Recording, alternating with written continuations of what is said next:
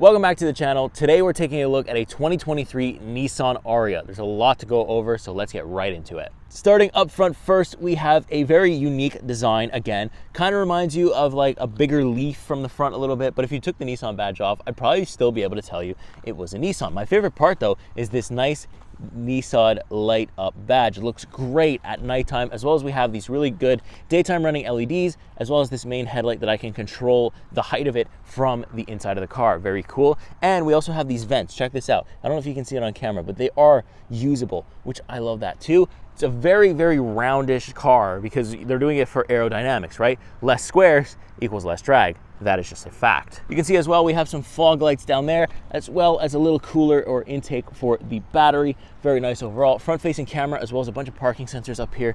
Very, very nice. So before we move on to the rest of the exterior, let me run you through some interesting stuff about the Nissan Ariya. So the trim that I have today is the Evolve Plus trim. The highlights are you get a digital intelligent around view monitor, you get a windshield type colored head-up display, a power center storage with a tray table, power lift gate, and a Bose premium audio with 10 speakers. Not bad at all. So now let's look at the horsepower and the battery information. We have a 178 kilowatt asynchronous, I think that's how you say that, asynchronous motor. That's what they're calling their electric motor, is Nissan.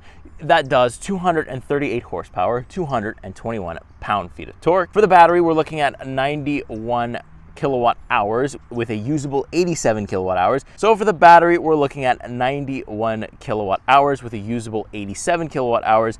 You're also getting the lithium ion battery with the liquid cooling and the battery heater. Very important stuff to note. So charging on a full charge, this one will do 465 kilometers. That's what Nissan says, but what I've been seeing this week in the summer, just charging normally, I've been seeing just over 500 on a full charge, which is amazing.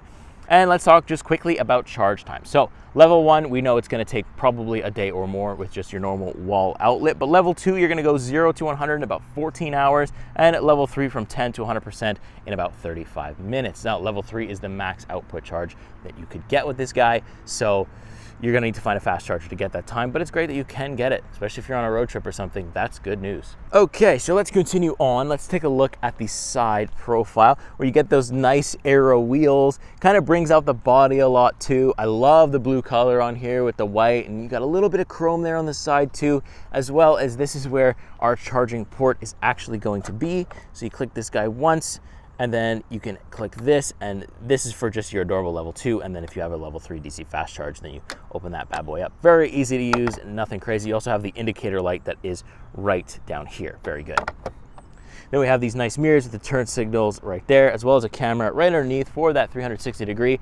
It is kind of like a sensor, not a physical button for this, but if you put your hand in, it will unlock, or you can set it up so that you can walk up to the vehicle, it unlocks, walk away, it locks, which is great. I like the rear end kind of profile of the side profile too. Really looks sporty, really looks like compact SUV-ness. Very good. I'm a fan of this whole design. I really like the side profile too. But let's move on to the back because it gets interesting here. Now from afar, if that Nissan badge wasn't there, tell me, before I say it, tell me what it reminds you of. That light bar, that headlight in the back, tell me what that reminds you of. I'm thinking it reminds me of the Lexus, and I've actually had a few people come up to me this week and tell me that it does. So let's take a close look at that. So this is the light bar here. It goes all the way across. There's the Nissan logo that tells you that it is absolutely not a Lexus, but it looks so close to one. Hey, that's not really a complaint. That's cool. I don't mind that. Now if we look right up here over the roof, you can see we have these little intake things for the aerodynamics to pass over the roof and down, right down from the trunk, which is very cool. Ariya badge, the Evolve Plus Evolve Plus badge. Then we also have some parking sensors, a rear-facing camera, but let's check out the trunk space. So automatic tailgate, very nice with this trim. Doesn't take that long to go up either. Lots of space. We got this privacy thing that you can detach if you want, but of course I'm keeping mine on. I like that. Then I love this like modular floor. So you can take this part out and also that part out. And if you don't want to, and say you have some groceries, you can kind of slide that guy like that, and then you can have your groceries laid out all here. I did that this week. So convenient. Keeps things from rolling around. Love that. If we fold down those seats, we'll have even more room. So overall, very great. But let's take a look at the interior now. Okay, let's now take a look at the rear of the Nissan Ariya. Not much going on in terms of different colors, but a whole bunch going on in terms of space. Look at all this room. We have the nice mix of leather and like this nice, almost feeling like Alcantara kind of stuff. Very nice. So let's hop inside, take a good old seat in here. Plenty of leg room, got leg room for absolute months and days and years. Since there's no transmission column, I can just move back and forth so freely, so nice. Got these nice things here. Nice little, like, almost looks like wood, but it's actually like a cloth material, but it's very nice as well. Excellent view of this here sunroof, or they call it the moonroof actually in this one. 3 different levels of the heated seating for your rear passengers here. Very nice. USB-C, USB normal, and some nice vents back here. Good to have because it is blazing today. Also, we have this little guy that's going to fold right down here. Nice little standard cup holder, nothing special, but very spacious and also very, very comfortable. The seats do not recline or move back or anything like that. I'm actually checking as we speak, but nope, there is nothing. So we will hop up into the business end, into the front of the Nissan Ariya. Let's hop into the driver's seat here. A little bit more going on here for the front driver's seat. A little bit of a two-tone kind of thing going on here. We have 2 memory seats as well as some basic window controls. Nothing crazy going on, but you get in and you're immediately comfortable. I think they call these seats like the zero gravity. I've seen that name being thrown around a little bit, but they are very comfortable once you set them up right. It took a bit for me to get comfortable inside of these seats, but once I got comfortable, I was good to go, and now I am absolutely excellent. Then we're greeted as well with this nice 2-spoke steering wheel. Don't hate it at all. Although these buttons here on the 2-spoke steering wheel look like they are capacitive touch buttons, they are not. They were actually physical buttons that I could actually click in and out, and it's very nice. I like that a lot. Over here I have the button to quick access my driver controls to turn things on or off, which is very nice. And while we're at it, we might as well check out this nice digital display that can have a bunch of different themes, a bunch of different settings, and I am a fan. I am here for it.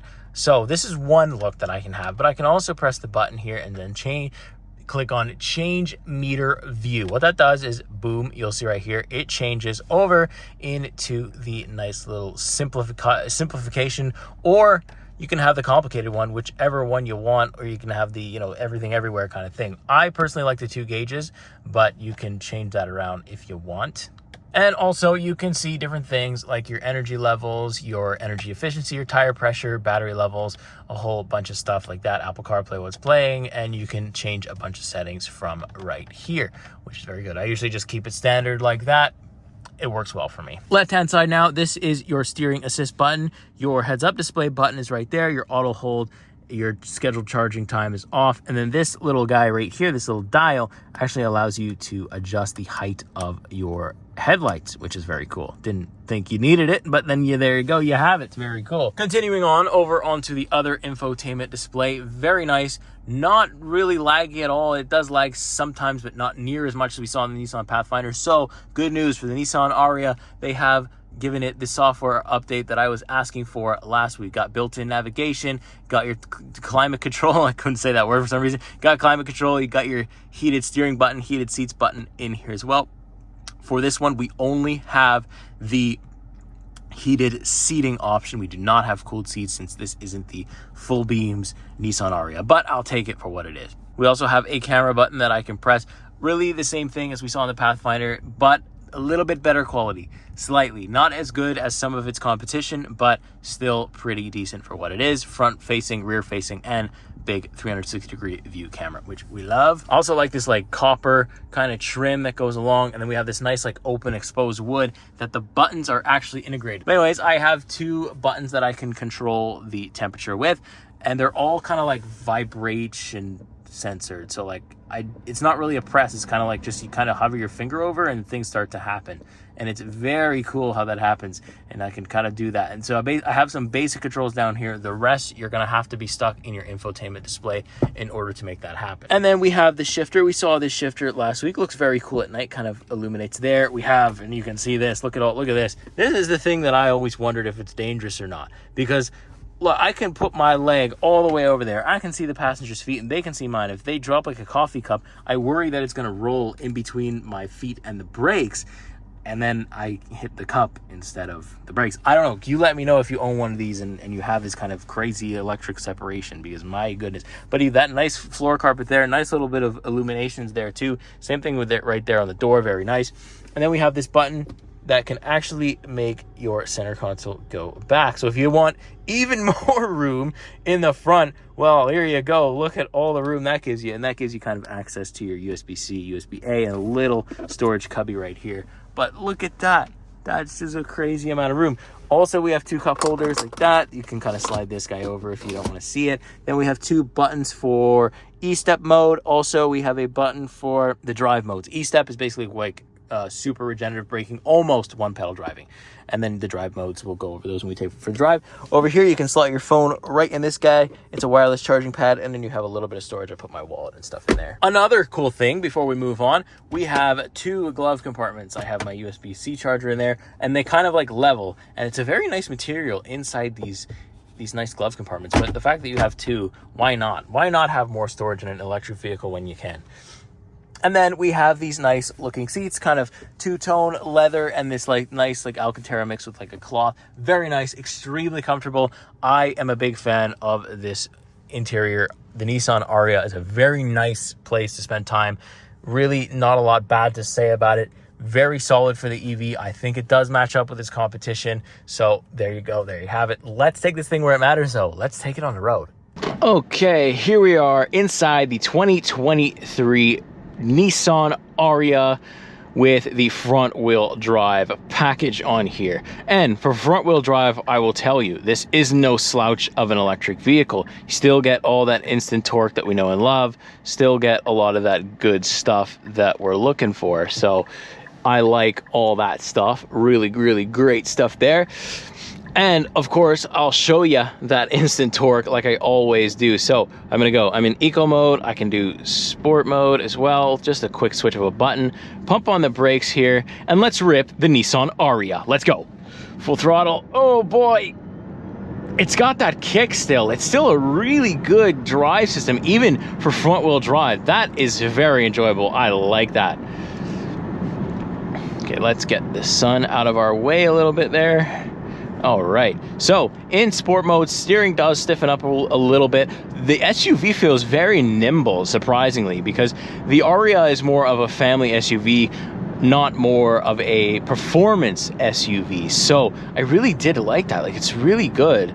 And like, I love the attention to detail, how like when I press the brake pedal or when I let off the gas, the little lights on my dash there like goes on as to tell me I'm braking. Like, if you ever wonder if you're braking when you let off the pedal, this little screen here tells me so well. And I can just rip it like this, ooh, whenever I want. Look at that screen. It's so cool to watch everything go and like all the power delivery.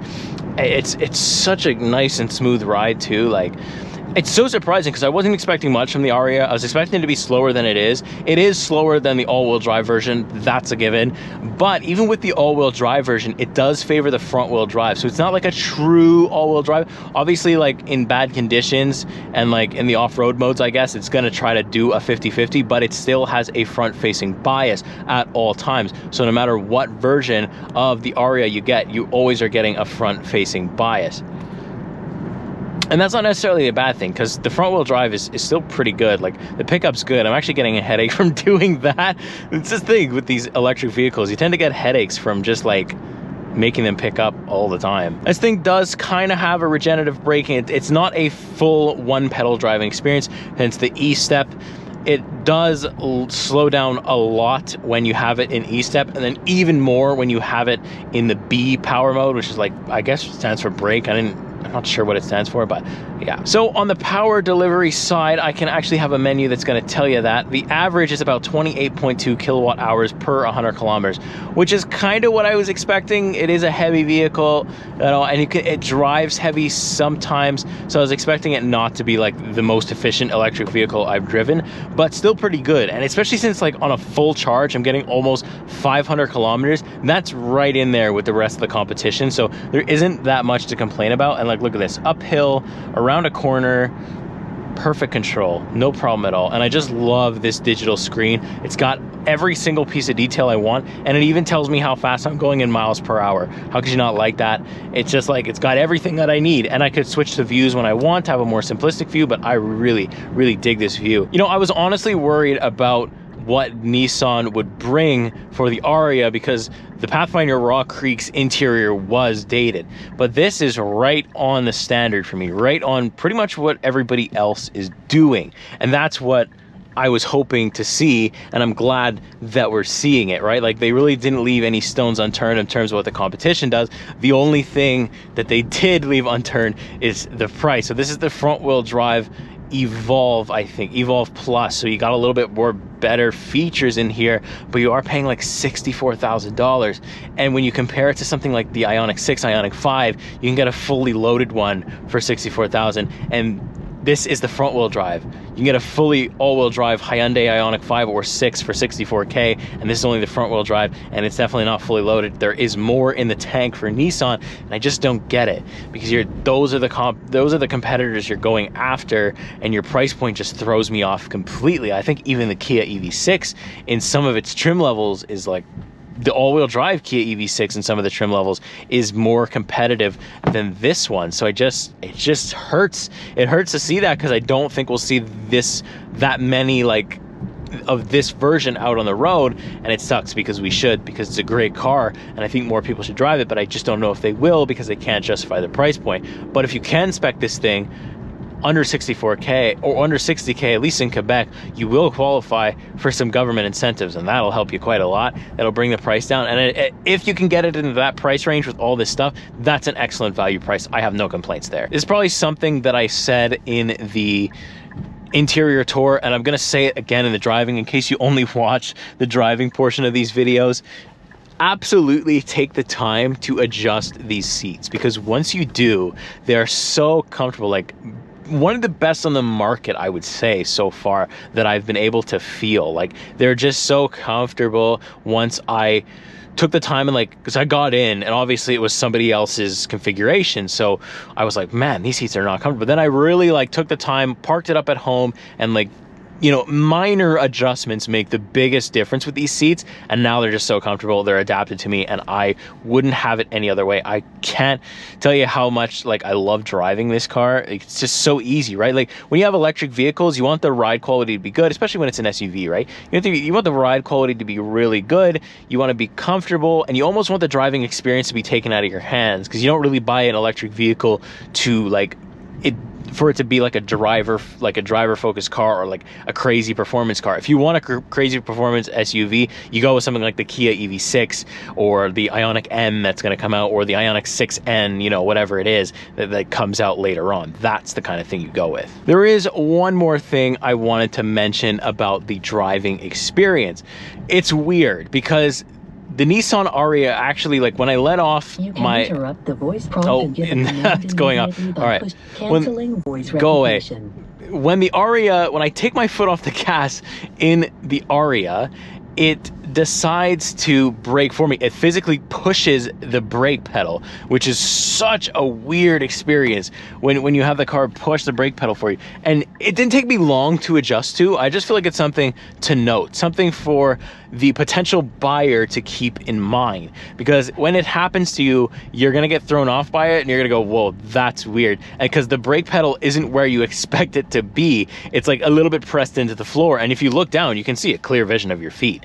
You can literally see the brake pedal slightly being depressed with your foot completely off of it. It's so weird, but you get used to it so fast.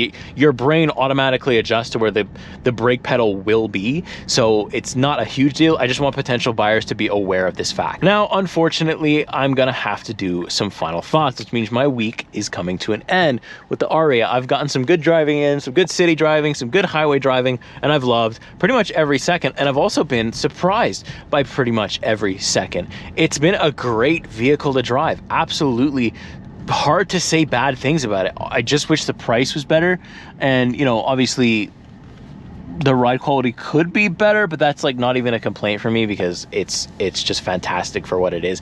The value needs to be there though. If you're gonna charge like near Tesla prices, you got to give near Tesla quality, and I don't know if it's quite there yet, especially with like these Bose sound system. It's just not great from what I've had, and it's crazy because usually Bose doesn't disappoint me, but in this one it unfortunately has, and I can't recommend this sound system. I don't think, yeah, maybe if you went with a normal one you'd be fine, because this one is just like meh. You know, it's there, but it's nothing crazy.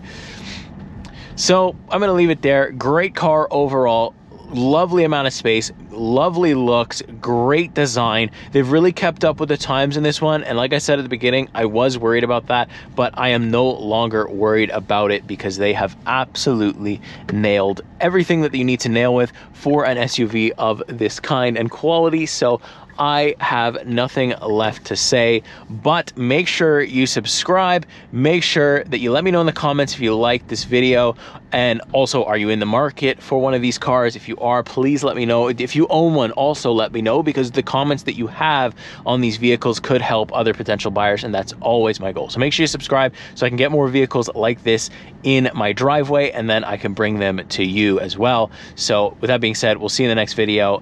Take care.